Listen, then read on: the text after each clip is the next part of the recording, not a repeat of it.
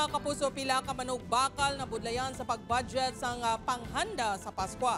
Christmas rush mabatyagan na sa Iloilo City. Si Zen Kilantang Sasa nakatutok live sa Dalan JM Basa, Iloilo City proper. Zen?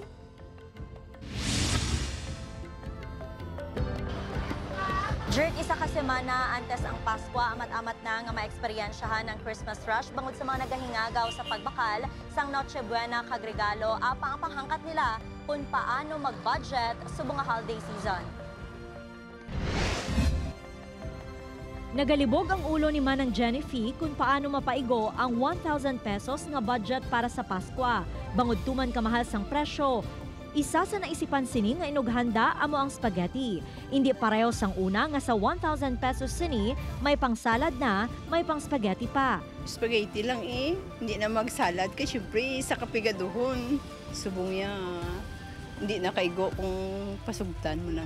Nagkuha na lang ini sang budget pack sa balor nga 182 pesos, may spaghetti sauce na. Duha ka meat sauce nga tag 56 pesos and 10 centavos. Cheese 56 pesos and 50 centavos. All-purpose cream 71 pesos and 35 centavos. Sa nagbayad na ini sa cashier, naglabot sa 497 pesos and 60 centavos ang ginbayran sini. Ang nabilin, ipamakal pa sini sang seasoning kag mga panakot. Dugangan ko panakot ya. Para ipaigo-igo lang ang 1,000. Diba? Dala pa mamasahe mo. Samtang, amat-amat na nga nagadamo ang mga nagapamakal sang Noche Buena kag regalo sa mga establishmento sa Iloilo City. Gani panugyan sa mga konsumidor kag shoppers. Dapat temprano pa sila mag-grocery. Kaya para nga hindi na maginutok mo lang. Diri sa Iloilo Central Market, na 10 ka pesos ang ginsaka sa presyo sa karne sang baboy subong nga semana.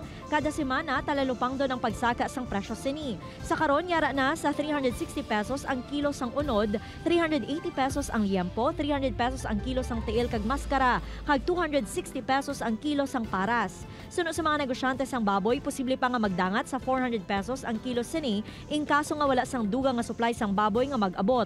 Sa subong, maiwat na ang supply sa merkado. May panagupnop kami kung hindi magabot ang shipment, sige natabot naman ng shipment. Kaya kung ngarang shipment, hindi magsaka Nagabili naman sang 350 pesos to 500 pesos ang kilo sang native chicken, depende sa kadakoon.